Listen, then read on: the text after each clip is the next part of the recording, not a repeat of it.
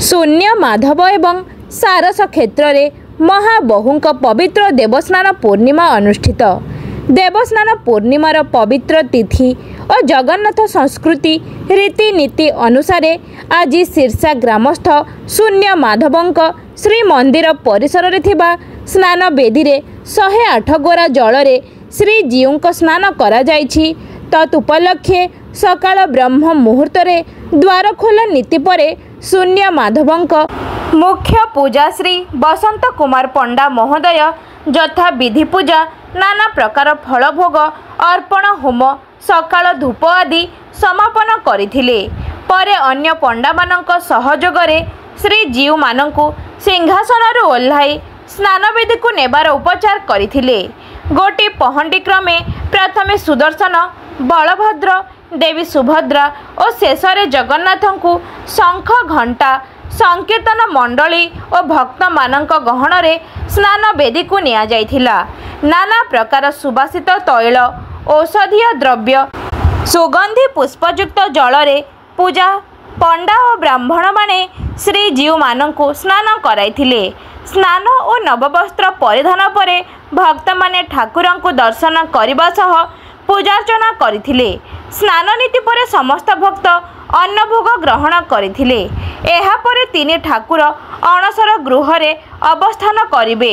नेत्र उत्सव दिन पुणी प्रभु दर्शन देवे। सेही परि सारसकणा ग्राम रे थिबा सारस क्षेत्र रे मध्य समान भाव रे प्रभुंक रीतिनीति पालन करा जायथिबार देखिबाकू मिलिथिला। सारस कणारू मुरारी मोहन महापात्रंक रिपोर्ट अनुध्यान टीवी। सर आपण परिचय देबे। हाँ सिरसा जगन्नाथ कमिटी रथयात्रा कमिटी सिरसा जगन्नाथ मंदिर परिचालना कमिटी मु संपादक रूपे कार्य करुँची। मो ना कुंज बिहारी सेठी। देखो आमर सिरसा रथयात्रा 1992 मसीहा ठारू दीर्घ वर्ष धरी गड़ी गड़ी आमे पुरीर नीतिकांति अनुसार आम ठाकुरंकर नीतिकांति परिचालना करूँ। कौन समय आमे नीति रे विभ्राट को माने चिंता मध्य करूनी। आम सहित मोर मुख्य पूजक थे से पूर्व कही सारे आमर सकाळु आज नीतिकांति आरंभ अच्छी। आज जेहेतु पवित्र देवस्नान पूर्णिमा स्नान वेदी ठाकुरंकर रीतिकांति अनुसार स्नान कार्य सरी।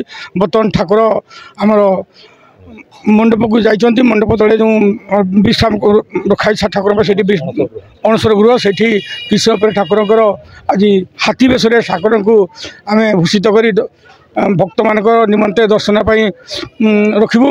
बर्तमान भक्त मान उद्देश्य आम अंचलवासी उद्देश्य ठाकुर मंदिर सम्मुखें अन्न प्रसाद वितरण कार्यक्रम आम हाथ को नहीं से कार्यक्रम बर्तमान चली।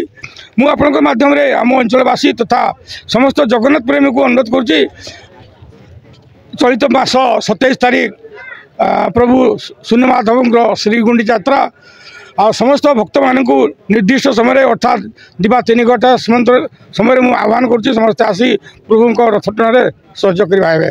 जय जगत। नीलाचल निवासाय नित्याय परमात्मने बलभद्र सुभद्राभ्याम जगन्नाथायन्ते नमः। आज पवित्र महाप्रभु शून्य माधवंकर स्नान यात्रा निमित्ते सकाळ बड़ी भोरु महाप्रभुंकर प्रभाती नीति संपन्न परे पहंडी विजय करी 3 ठाकुर स्नान मंडप को गले और महाप्रभुंकर स्नान वर्तमान संपन्न होईछि। प्रत्येक रीतिनीति सहित महाप्रभुंकर स्नान यात्रा आज एठारे भक्त मानकर गहन रे संकीर्तन दल और अगणित भक्तंकर समागम सहित महाप्रभुंक समस्त नीतिकांति वर्तमान संपन्न होईछि। जाहु आमे बहुत खुशी अच्छु। महाप्रभुंकर संपूर्ण नीति आज सुरखुरु भाव निर्दिष्ट समय रे संपूर्ण होईछि। जय जगन्नाथ।